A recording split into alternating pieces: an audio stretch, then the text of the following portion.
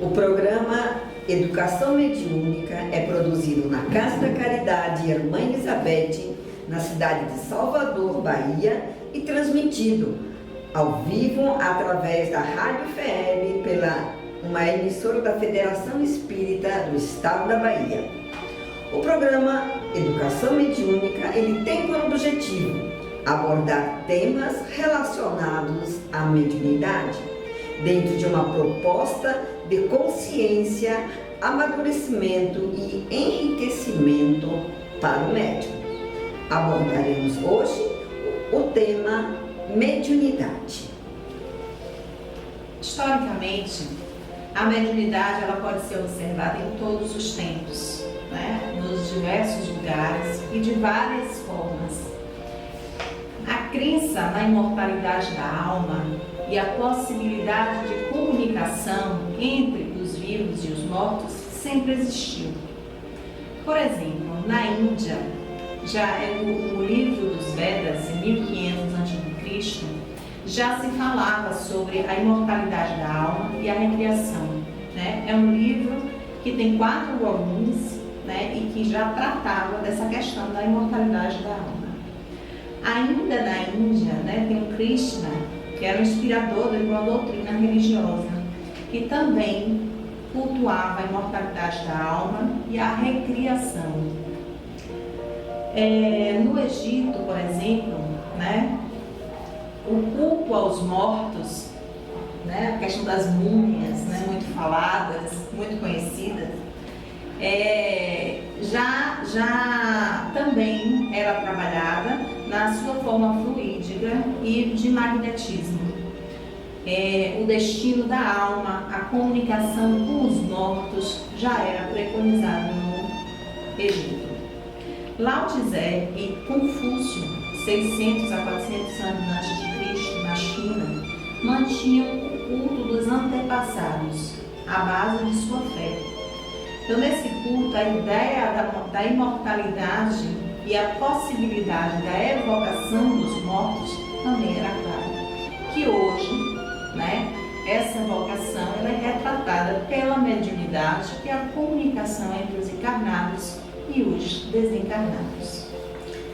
Em Israel, cerca de 15 séculos antes de Cristo, Moisés, o grande legislador hebreu, ele observando a ignorância e o despreparo do povo, ele então procurou fazer leis para disciplinar, educar o povo hebreu com relação à evocação aos mortos.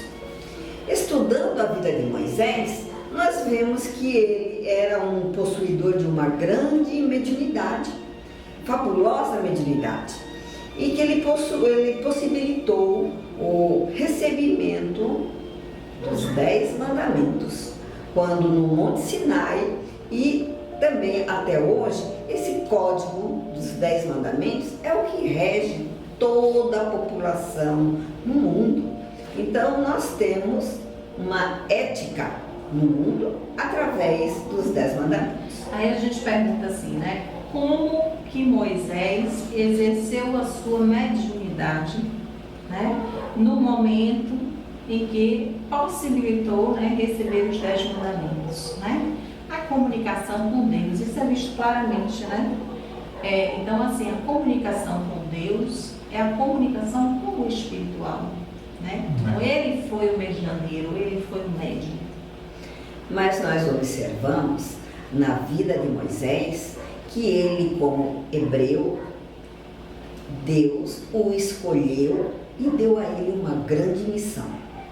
Então, ele foi ser instruído pelo povo grego e ele teve a capacidade de mais tarde, então, possuir aquele dom de fazer as leis, porque ele conhecia onde tinha total opulência e via o povo dele, hebreu, ele foi instrumento de Deus na sua mediunidade para ele cumprir uma missão, Uma missão mesmo.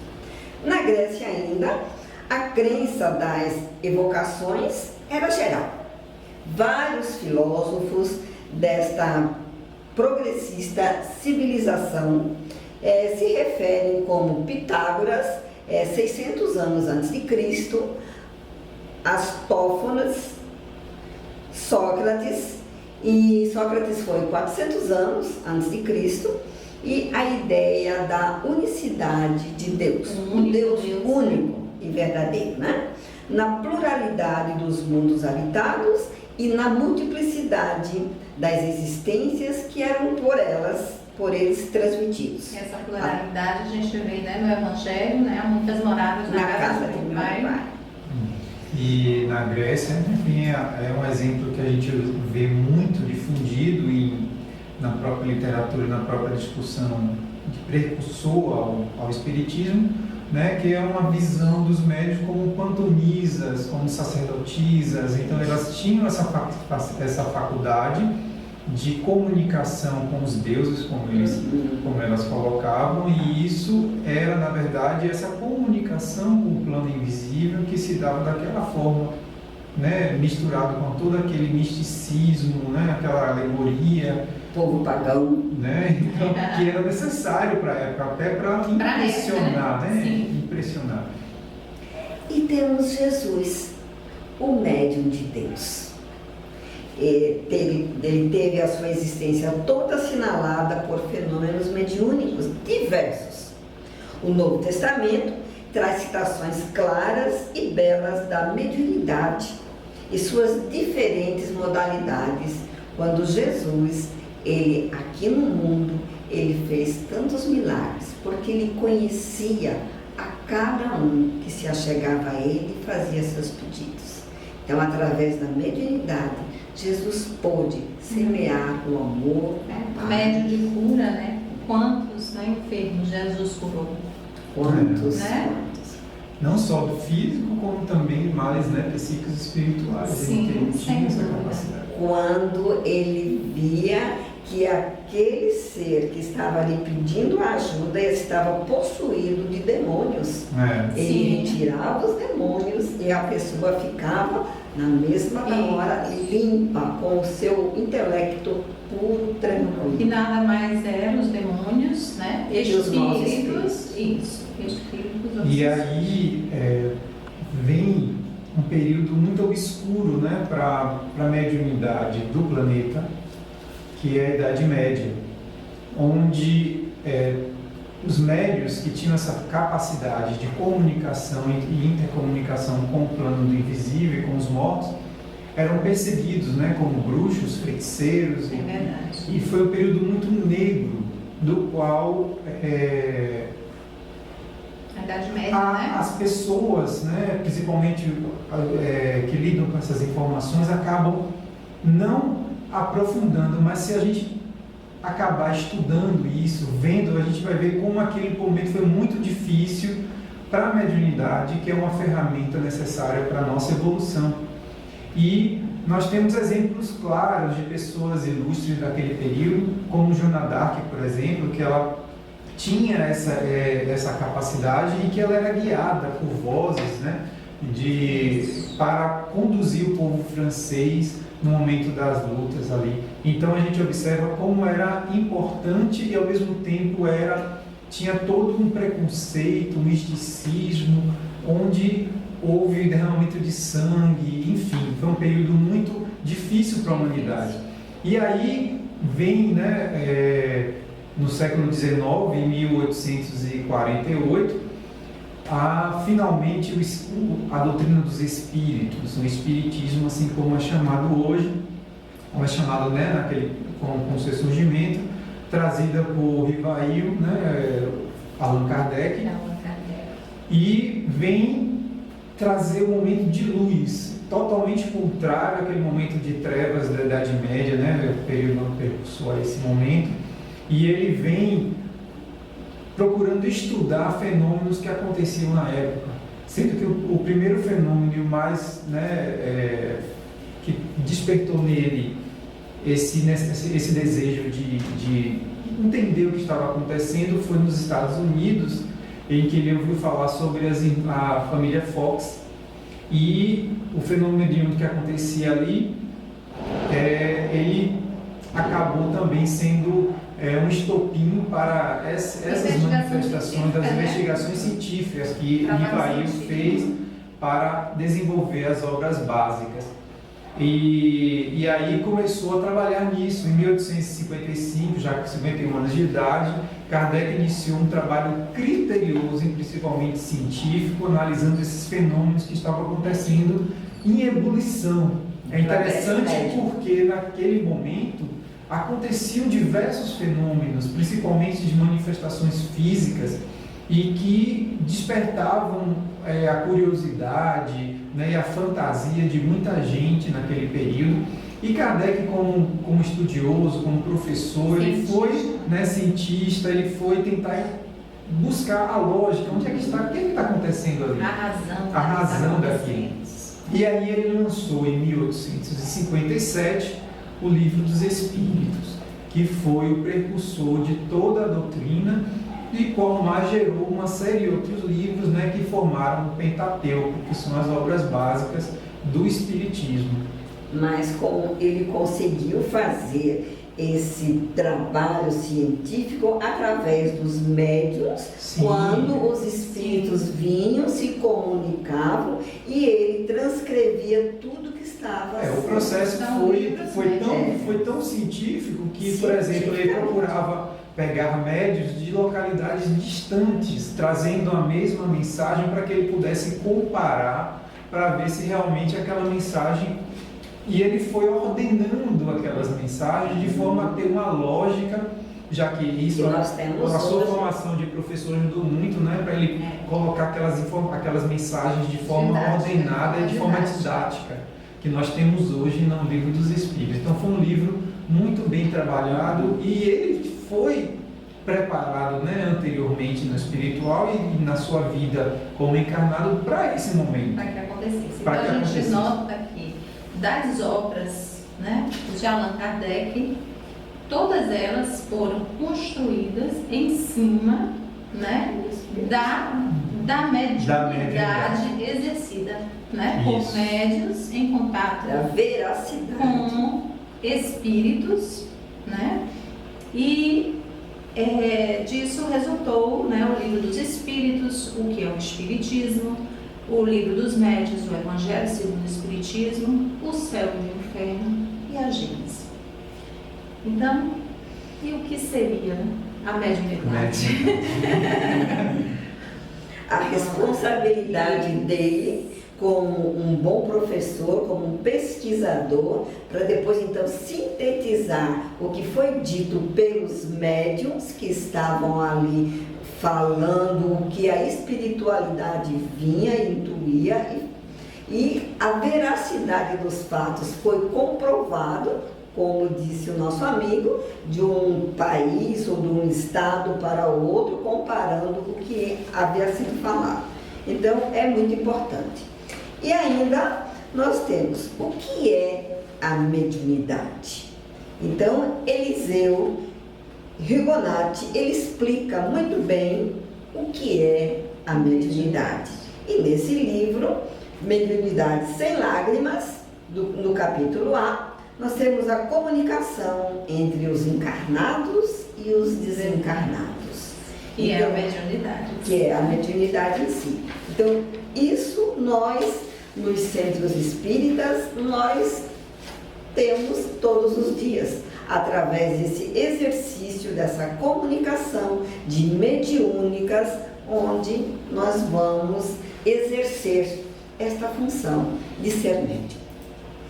Então, nós temos que lembrar que essa comunicação de espírito para espírito, ela sempre vai existir na questão da mediunidade, principalmente porque nós estamos hoje na condição de espírito encarnado, mas em um outro momento, após o nosso desencarne, nós voltaremos a ser espírito desencarnados. Então, é uma comunicação que acontece sempre de espírito para espírito, independente da condição que ele venha a acontecer. E é por isso que no livro Mediunidade Sem Lágrimas, Eliseu diz que a morte não existe, porque o espírito continua sendo espírito. A diferença é a existência, né, que ele está de planos, vamos dizer assim. Então, quais seriam as práticas da mediunidade, né? Qual é a percepção que nós temos e quais são os tipos que nós temos de mediunidade? A mediunidade, ela foi colocada no capítulo 14 por Allan Kardec, no livro dos Médiuns, as mediunidades de efeito físico, que podem ser apresentadas de duas formas. Aqui tem os efeitos conscientes, né, porque o médium tem consciência dos efeitos que está produzindo, e os involuntários ou naturais, do qual o médium ele não tem essa consciência, ele não tem essa vontade para executar aquele efeito. O efeito acontece pela presença do médium sem a sua vontade, vamos dizer assim. E aí vem a mediunidade sensitiva ou impressionável, que quando sentimos a presença, isso vamos dizer assim, a base, a raiz da mediunidade, vamos dizer assim, que é a percepção do plano invisível, que é essa sensibilidade, né, de que são os médiuns impressionáveis, que tem essa capacidade de perceber a aproximação de espíritos, vamos dizer assim. A sintonia, sim, sua com o mundo espiritual. E aí vem a mediunidade de audiência ou clareaudiência, né, que é a capacidade dos médiuns de ouvir vozes, né, dos espíritos, sejam eles, como nós estamos aqui falando, né, entre nós, ou no seu íntimo, né, como se fosse uma voz mental. Então, existem essas duas diferenças da clareaudiência, que é muito importante. Nem sempre você ouve a voz, como se fosse alguém gritando em algum ambiente. Às vezes a voz vem na sua mente. Mentalmente, perfeitamente. Vem mentalmente, né? Como se fosse um pensamento mesmo. E aí vem a vidência ou a clarevidência, né? A vidência, ela é quando alguns médiuns dizem assim, o terceiro olho, né? Que é ver pelos olhos da alma. Você acaba percebendo os espíritos, vendo os espíritos como se eles fossem ali materializados. Em outros casos, vem como os vultos em alguns instantes. E a clarevidência é quando você tem, no momento em que você está em transe, quando você está ali naquele processo de percepção extrasensorial. Você está ali fora do seu, ali concentrado, e aí você começa a perceber essas presenças quando existem ali naquele ambiente. E aí vem uma faculdade que é muito falada aqui, né? A psicofonia.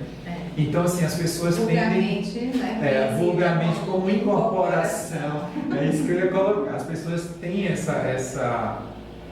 esse conceito, né? Como a Alessandra colocou, vulgar, de dizer que o médium está incorporado. Isso, na verdade, não é de efeito, porque o médium ele não incorpora, o espírito ele não entra no corpo do médium.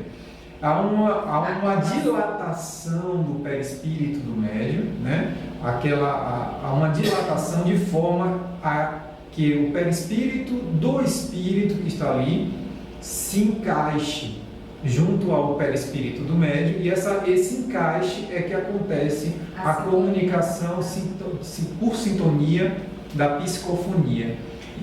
Eu queria dizer, queridos ouvintes, que a mediunidade pela psicofonia foi assim uma bênção que Deus nos deu para que nós possamos trazer à luz aqui do mundo material aquilo que os espíritos eles nos intuem pelo pensamento. Mas quando eles se comunicam e através do nosso corpo físico fala, é porque ele precisa de ajuda.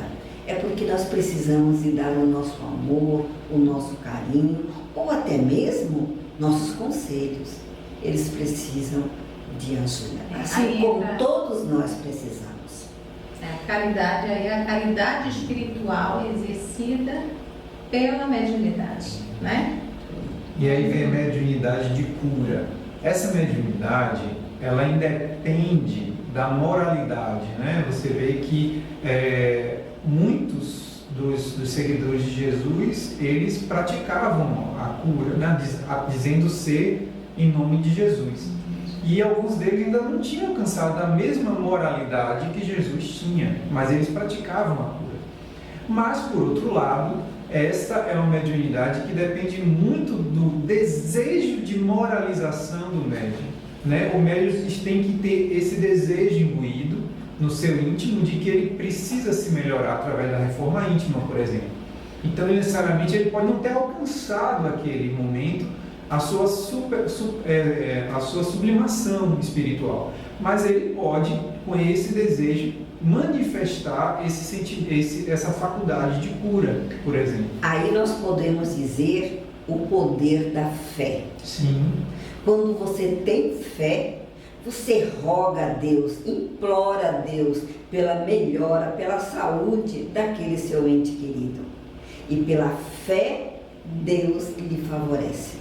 Ele traz aquela luz que você pode, através do magnetismo, fazer com que aquela pessoa saia daquela sintonia ruim e tenha um corpo mais sadio. Então, vamos pensar com carinho. Essa mediunidade é uma coisa assim muito pura, que precisa ter muito poder de fé, de amor, de compaixão pelo ser humano. E humildade, né? Eu acho assim, porque a gente tem que ter muito cuidado para que a mediunidade não seja superestimada, né? Na vaidade. Porque a gente fala assim, mas é um privilégio. É um privilégio quando você tem o olhar da caridade, antes de tudo. Mas se você for observar, a mediunidade, né, é um compromisso de trabalho. Né? Um compromisso de trabalho efetivamente, né, digamos assim, comprometido, no sentido de ter realmente aquele comprometimento, né? E responsabilidade sobre o uso dessa mediunidade, né? A gente fala assim, isso é algo que nós precisamos, como médium, desenvolver essa consciência. Sim, sim. Porque no momento em que a gente percebe que a gente passou pela Terra e não utilizou dessa faculdade para o nosso aprimoramento espiritual, a gente muitas vezes do outro lado se arrepende, né? Tem um arrependimento que muitas vezes gera um problema espiritual sério para essas. Uma coisa que é importante a gente notar, né? Dependendo da forma de como você lida com a sua mediunidade, muitas vezes ela também é retirada. Muitas vezes você vivencia uma faculdade mediúnica, mas, né, aquela coisa que Deus dá, Deus tira. Porque geralmente mediunidade, sobretudo ostensiva, né, são espíritos comprometidos que precisam trabalhar. São resgates, são trabalhos mediúnicos que possibilitam ao próprio médium que está ali exercendo atividade o crescimento e a evolução espiritual. Através da caridade. Eu quero dizer que a mediunidade é uma grande responsabilidade, porque você desenvolver a sua mediunidade, você vai estar receptivo a você resolver e compreender N e N problemas, porque você pode ser um médium, mas não somente dentro de uma casa espírita. Você é um médium lá fora, na comunidade, com seus amigos e no seu trabalho. Você é médium em todos os problemas que aparecem. É como se você compreendesse um pouquinho mais daquele problema. E lhe vem, no mesmo momento, algo que você disse, mas podemos resolver desta forma, ou podemos resolver desta forma. A mediunidade em si já é um imã de atração, né? Já atrai, né, essas pessoas até nós, já lhe chama, né, a exercer essa atividade. Então, para finalizar essa questão da mediunidade de cura, existe uma outra vertente que são os médiuns magnetizadores, né, em que algumas literaturas dizem que é o magnetismo do médium sem a influência espiritual que provoca sensações e efeitos curativos, do qual alguns espíritas discordam, que independente de ser algo do magnetismo do médium, existe ainda a presença espiritual. Mas isso a gente não vai entrar em questão agora, porque são questões de conceito e percepções. E aí vem a mediunidade de efeitos mecânicos, que são aqueles que movimentam objetos e tudo mais. Que quase a gente já não vê. Não vê mais, hoje é muito raro. Porque a mediunidade do futuro é a intuição. Né? A mediunidade intuitiva, que é, como a Alessandra colocou, a mediunidade do futuro, ela será a mais difundida entre os trabalhadores da Seara e que consiste na transmissão do pensamento do espírito para o médium e do médium para o espírito. Essa comunicação pelo pensamento se dá pela intuição. E como o pensamento nós temos a liberdade, né? Isso. Então isso seria um grau evolutivo da mediunidade, porque seria algo livre de qualquer contato com o físico, seja às vezes... E assim, um fator de, digamos assim, de podar essa total liberdade, porque quando chegarmos a esse nível, né, espiritual, de nos comunicarmos mediunicamente pelo pensamento, né, de forma intuitiva, a gente sabe que de alguma maneira aquela pessoa que sintoniza com você vai entrar no seu pensamento. Então você já vai ter uma vigilância maior sobre aquilo que você pensa. Não é verdade? Porque isso vai permitir que o outro entre no seu espaço. Então isso é interessante. É o orai e vigiar. Isso. A mediunidade semimecânica, né, que é o médium puramente mecânico, o movimento da mão independente da vontade.